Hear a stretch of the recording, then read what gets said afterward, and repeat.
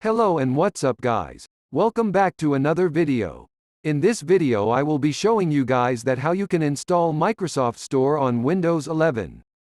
As on 70% users the Microsoft Store is not installed on their device when they update their PC to Windows 11. This is a common issue and the solution which I will be telling will 100% work and you will not need to go sad to another video. This is the most simplest and easiest method, so stay up to the last and make sure to like, share and subscribe my channel and also follow up on my Instagram.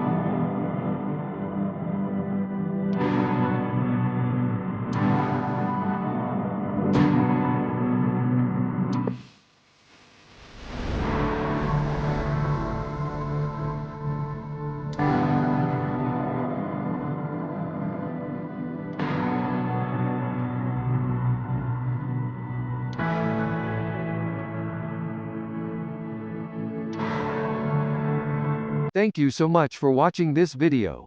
I hope this will make you happy.